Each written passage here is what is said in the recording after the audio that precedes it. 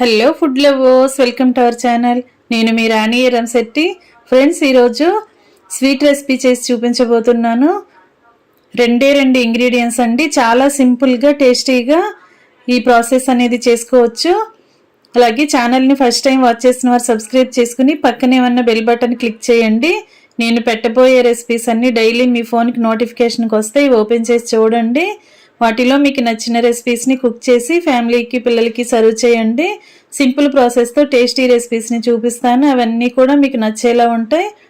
అలాగే ఈ రెసిపీ అనేది చాలా చాలా టేస్టీ రెసిపీ అండి. పాలు పంచదార ఉంటే చాలు, చాలా కమ్మగా నోట్లో వేసుకుంటే కరిగిపోయేలా ఉంటుంది ఈ స్వీట్ రెసిపీ అనేది.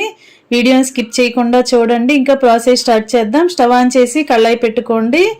కళాయిని బాగా కడిగి తీసుకోండి. తడిగా ఉన్న కళాయిని తీసుకుని స్టవ్ ఆన్ చేసుకుని స్టవ్ మీద పెట్టుకుని కళాయి తడిగా ఉన్నప్పుడే 1 లీటర్ పాలు కళాయిలో పోసుకోండి. ఇప్పుడు దగ్గరే ఉండి పాలని ఇలా గరిటెతో కలుపుకుంటూ కాగించండి. పాలనేవి బాగా మరగాలి. ఒక బౌల్ తీసుకుని దానిలోకి 1 టేబుల్ స్పూన్ కన్నా కొంచెం తక్కువగానే మొక్కజొన్న పిండి వేసుకోండి. కార్న్ ఫ్లోర్ ఉంటుంది కదా, ఆ పిండి వేసుకుని అర గ్లాస్ పాలు పోసుకుని బాగా కలపండి. ఉండలు అనేవి ఏమీ లేకుండా పిండి బాగా పాలలో కలిసేంత వరకు బాగా కలుపుకొని ఈ పాలను కూడా కళాయిలో పోసేసుకోండి.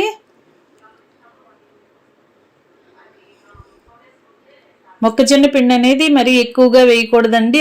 అర టేబుల్ స్పూన్ వేస్తే సరిపోతుంది. పిండి అంతా కూడా ఉండలనేవి ఎక్కడా లేకుండా పాలలో కలిసిపోవాలి. పచ్చి పాలలోనే ఈ పిండిని కలుపుకోవాలి. కాగించిన పాలలో కలపకూడదు. ఇలా పిండి కలిపిన పాలని కళాయిలో పోసేసుకున్నాం కదా, వీటిని పాలలో కలిసేంత వరకు బాగా కలపండి. పాలను బాగా కాగించండి. ఫ్లేమ్ మీడియంలో పెట్టుకుని ఇలా గరిటెతో కలుపుకుంటూ కాగించండి. ఇలా బాగా పాలు మరిగి చిక్కగా కాగాలి. గరిటెతో కలుపుకుంటూ కాగించండి. ఎప్పటికప్పుడు మీగడ అనేది కళాయి అంచులకు అంటుకుపోతూ ఉంటుంది. అలా అవ్వకుండా గరిటెతో కలుపుకుంటూ మధ్యలోకి తీసుకుంటూ కాగించండి. అలాగే 4 టేబుల్ స్పూన్లు పంచదార వేసుకుని కొంచెంగా యాలకుల పొడి వేసుకోండి. 1 అర టేబుల్ స్పూన్ యాలకుల పొడి వేసుకుని పంచదార యాలకుల పొడి కూడా పాలలో కలిసేంత వరకు బాగా కలుపుకోండి. ఈ స్వీట్ అంతా కూడా బాగా ఉడికిపోయి దగ్గరగా ముద్దలాగా రావాలి. చిక్కగా దగ్గరగా రావాలి. అంతవరకు కూడా ఉడికించండి. స్వీట్ అంతా కూడా కళాయికి అంటుకుపోకుండా గరిటెతో కలుపుకుంటూ ఉడికించండి. ఇలా వీడియోలో చూపిస్తున్న విధంగా బాగా ఉడకనివ్వండి. దగ్గరగా ముద్దలాగా రావాలి. కళాయికి అంటుకుపోతున్నట్లయితే 1 టేబుల్ స్పూన్ నెయ్యి కూడా వేసుకుని ఉడికించవచ్చు. ఇంకా బాగా ముద్దలాగా వచ్చింది కదా, స్టవ్ ఆఫ్ చేసుకుని ఒక ప్లేట్కి మధ్యలో నెయ్యిని అప్లై చేసుకోండి. ప్లేట్ అంతా కూడా ఇలా నెయ్యి అంటుకునేలా బ్రష్తో కానీ చేత్తో కానీ అప్లై చేసుకుని మనం ఉడికించి రెడీగా పెట్టుకున్న స్వీట్ని అలా ప్లేట్లకి మధ్యలో వేసుకోండి. ఇలా వేడిగా ఉన్నప్పుడే మనం ప్లేట్లోకి తీసేసుకోవాలి.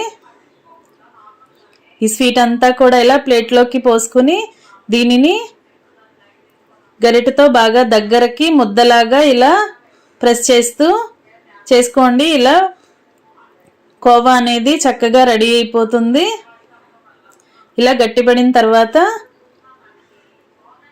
డ్రై ఫ్రూట్స్తో గార్నిష్ చేసుకోండి. 1 గంట పాటు ఈ ప్లేట్ని ఇలాగే ఉంచినట్లయితే స్వీట్ అంతా కూడా బాగా గట్టిపడి మనం తినటానికి ఈజీగా రెడీ అవుతుంది. ఇలా కొంచెం మెత్తగా ఉన్నప్పుడే స్వీట్ని మనకి కావలసిన షేప్లోకి కట్ చేసి పెట్టుకోండి. మనకి ఏ షేప్లో కావాలన్నా కూడా ఇలా ముక్కలుగా కట్ చేసి తీసుకోండి. ఇలా వేడిగా ఉన్నప్పుడే మనం కట్ చేసుకున్నట్లయితే చల్లారిన తర్వాత మనకి పీసెస్గా తీసుకోవటానికి ఈజీ అవుతుంది. ఫ్రెండ్స్, ఛానల్ని ఫస్ట్ టైం వాచ్ చేసిన వారు సబ్స్క్రైబ్ చేసుకుని పక్కనే ఉన్న బెల్ బటన్ క్లిక్ చేయటం మాత్రం మర్చిపోకండి. నేను పెట్టబోయే రెసిపీస్ అన్నీ మీ ఫోన్కి నోటిఫికేషన్కి వస్తే ఓపెన్ చేసి చూడండి. వాటిలో మీకు నచ్చిన రెసిపీస్ని కుక్ చేసి ఫ్యామిలీకి సర్వ్ చేయండి. స్వీట్స్ అంటే చిన్నపిల్లల నుంచి పెద్దవారి వరకు అందరికీ చాలా చాలా నచ్చుతాయి కదా. ఈ ప్రాసెస్తో పంచదార పాలు ఉంటే చాలండి. ఒక 1/2 టేబుల్ స్పూన్ మొక్కజొన్న పిండి వేసుకుని బాగా ఉడికించి ఇలా ముద్దలాగా దగ్గరగా ఉడికించి సర్వ్ చేసుకోండి. చాలా చాలా కమ్మగా ఉండే స్వీట్ అండి. మీ అందరికీ కూడా ఈ రెసిపీ బాగా నచ్చుతుంది. వీడియోని లైక్ చేసి ఛానల్ని సబ్స్క్రైబ్ చేసుకోండి. మరొక రెసిపీతో మళ్ళీ కలుద్దాం. Thanks for watching. నేను మీ రాణి ఎరంశెట్టి.